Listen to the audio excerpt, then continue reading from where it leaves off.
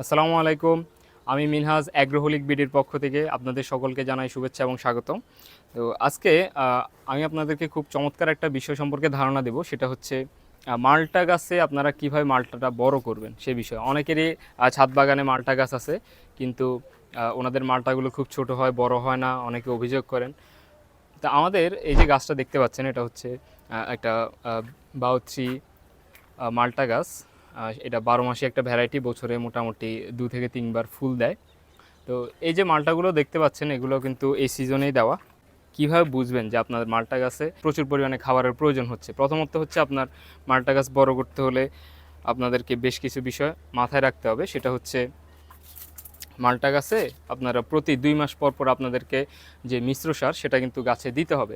খাবার ব্যতীত কিন্তু আপনার গাছের মালটা কিন্তু বড় হবে না। এটা কিন্তু একদম প্রথম বিষয়।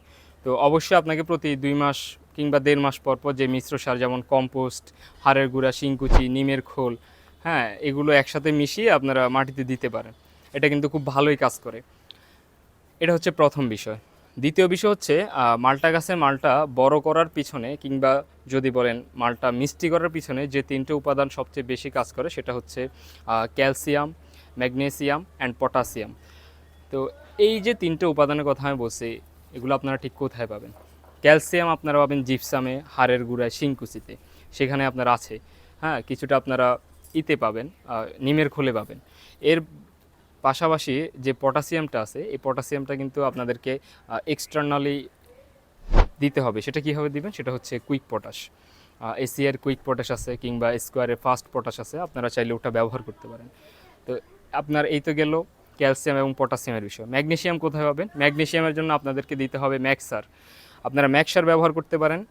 তো এই যে 3টে উপাদান, এটা যদি আপনারা নিয়মিত, হ্যাঁ, প্রতি 1.5-2 মাস পর পর আপনাদের মিশ্র সারের সাথে যদি কিছুটা পরিমাণ মিশিয়ে টবের চারপাশে আপনারা ছিটাই দিতে পারেন, সেই ক্ষেত্রে কিন্তু আপনার গাছের ফল বড় করার জন্য যে এনার্জি, সেটা কিন্তু গাছ প্রতিনিয়তই পেতে থাকবে। এর বাহিরেও আমরা যদি আপনাদেরকে বলি, এর বাহিরেও ঠিক আর কোন কোন পরিচর্যাটা করতে হবে। এর বাহিরে আপনারা প্রতি 15 দিন পর পর নিমের খোল ভেজানো যে পানিটা আপনারা ছাদ বাগানে নিশ্চয়ই তৈরি করেন, সেটা আপনারা জাস্ট কী করবেন, এই যে টবের মধ্যে আপনারা জাস্ট দিয়ে দিবেন। প্রতি এরকম হাফ ড্রামের জন্য আপনারা 2 লিটার পরিমাণ পানি দিতে পারেন। এতে কি হবে, নিমের খোল কিন্তু গাছের জন্য চমৎকার কাজ করে। আপনারা যদি জানেন, আপনারা জানেন যে নিমের খোলের মধ্যে আপনার বেসিক্যালি নাইট্রোজেনের পরিমাণ বেশি থাকে।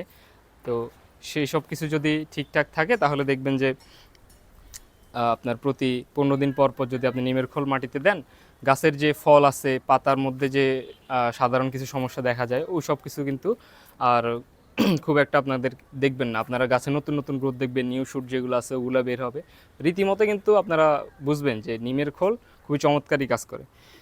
আচ্ছা, এর বাইরে আমি আপনাদেরকে আজকে খুব গুরুত্বপূর্ণ একটা পয়েন্টের কথা বলতেছি। সেটা হচ্ছে জিব্রেলিক অ্যাসিড।